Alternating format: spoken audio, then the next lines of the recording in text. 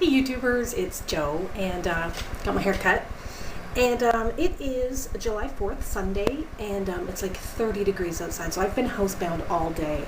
And I actually don't have air conditioning in the house, but that's okay because it's shockingly cool in here.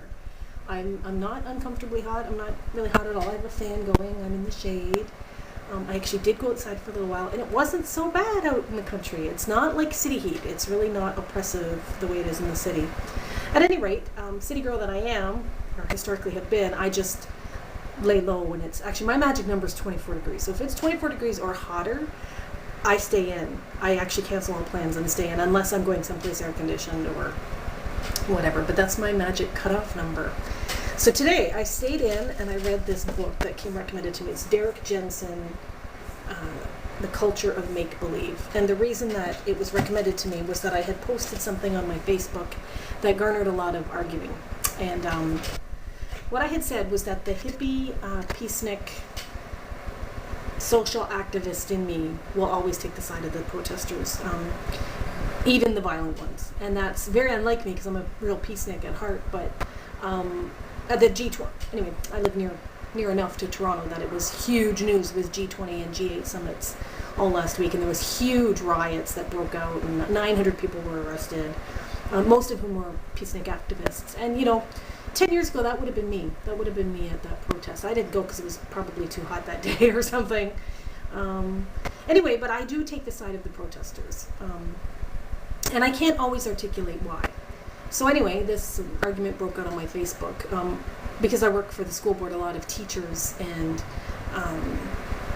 I guess just people who, privileged white people, let's go as far as to say, are just used to their way of life, and they think that these thugs who caused the problem and smashed the windows are the problem, and they kept using the terms legitimate protesters, as if this group of protesters is legitimate and this group is not. And I take real offense to that, because protesting is being against the establishment, and you're all legitimate, even the ones who are violent and are destructive. That doesn't mean you're my favorite type of protester, but you are a legitimate protester. You're protesting something you don't believe in. And anyway, so this book came recommended to me, The Culture of Make-Believe by Derrick Jensen, and it's blowing my mind. It's really blowing. I can't even really articulate what's so good about it, but he's talking a lot about slavery and oppression, oppressed people, and rape victims. And the part about slavery got me thinking, because this kind of ties into some of the atheist videos I make, or the videos about religion. The Bible really advocates for slavery. The Bible, was written in a time when everyone had slaves. You either were a slave, or you were a slave owner, or you knew slaves. And the Bible tells slaves not to run away from their masters and to go back to their slave owners. Some of the guys who were Paul and Peter, I think, were like really harsh advocates for slavery. Like, you must, slaves know your place. And apparently God, was very pro-slavery as well. And so people who are biblical literalists or whatever, take the Bible very seriously and take it literally, have to be pro-slavery. And this is what I don't get. I just don't get it at all. And you can, sometimes I think they've changed the words over the years to mean things like servant instead of slave. In other words, like a low-paid servant. So you could have a Mexican housekeeper or whatever, and that's sort of what the Bible's implying. And as long as you pay them something instead of nothing, it's their place in life to stay, to bloom where they're planted. Or what? Speaking of bloom where you're planted, totally off topic, my roses bloomed. Check this out. I don't know if you can see that or not.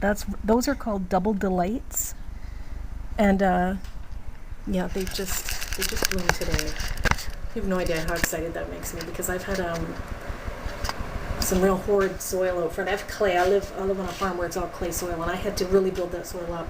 And those roses died when I planted them, or appeared to be dying, and then they came back to life. So I'm really excited about that. Back to the slavery issue. If there was something, he mentioned a Bible story that kind of caught me off guard. It was really awful. It's Noah. Apparently Noah had a bunch of sons, one of whom, named Ham, saw him naked and went outside and told his brothers, like, Dad's naked, drunk, and passed out and naked in the tent. And the brothers snuck in and averted their eyes and put a blanket on their father. And when their father woke up, he banished Ham and to a lifetime of slavery for having seen him naked. And it was like this twisted, I don't know, biblical scholars can probably explain it better, but what the author of the book suggests is that knowing the truth, knowing that your enslaver is human and possibly drunk and passed out and naked and human just like you, is unacceptable, and you really don't want, oh, my neighbor's coming home. You really don't want your slaves knowing that. You need to preserve this level of power over them, and you need to preserve them knowing that you are better than them, and you are more powerful than them, and perhaps omnipotent, and so as soon as someone finds out the truth, then they need to be destined to a lifetime of slavery or enslavement of some fashion, punished. And it makes me laugh because I'm such an advocate for the truth and honesty, and a lot of what my struggles in life lately have been with this horrid job that I have is that I feel like I'm not allowed to speak the truth. That every time I speak the truth, people look at me like I'm crazy, like I've lost my mind, that I don't know what I'm talking about. And yet all I'm doing is just acknowledging the truth as it appears in front of me, which is the corruption and the bullshit that goes on at work, the just illegal activities, and mostly the corruption, a waste of taxpayers' money, etc. I could go on and on. But the fact that we are supposed to just live in this system and not acknowledge it, just go along our merry way and pretend everything's okay, is an enslavement of sorts for me. Now, I'm not even going to try and pretend that that's anything to do with real slavery, but you know what I mean. It's a method of controlling my mind and what comes out of my mouth. Shut up and we'll give you a paycheck. Shut up and we'll give you a paycheck. It's like prostitution of sorts. And so that was really ringing true for me in this book. This book, I'm only 142 pages into it, only. And it's a heavy read. Powerful stuff. I highly recommend it. And it's I hopefully as I get into the book, he's a real activist for doing what you need to do to overthrow capitalism, so to speak, or to explain why guys like him or people like me take the side of the protesters under all circumstances. Because the establishment is criminal. The establishment is criminal. Capitalistic culture, corporate culture is criminal. It always has been and it always will be. He talks about chimney sweepers in the 1800s in England, or 1600s or whatever. He talks about the prostitution rings in Thailand. He talks about how anytime there is an organization that rules over a lower class, a working class, an enslaved class, human life becomes expendable. And anyway, I just thought I'd share that title with you and say hello, because I haven't made a video in a while, and it's a bit of a hot day, but it's a nice day, and maybe I'll go outside now that the sun is setting and it's kind of cooler. I don't know exactly, but it's breezy. Oh, the breeze is beautiful here. And I need some exercise because I've been laying around reading a book all day. So have a good 4th of July if you're American, and if not, I hope you have a nice beginning to your summer if you're North American, beginning to your winter if you're Australian, and catch you later.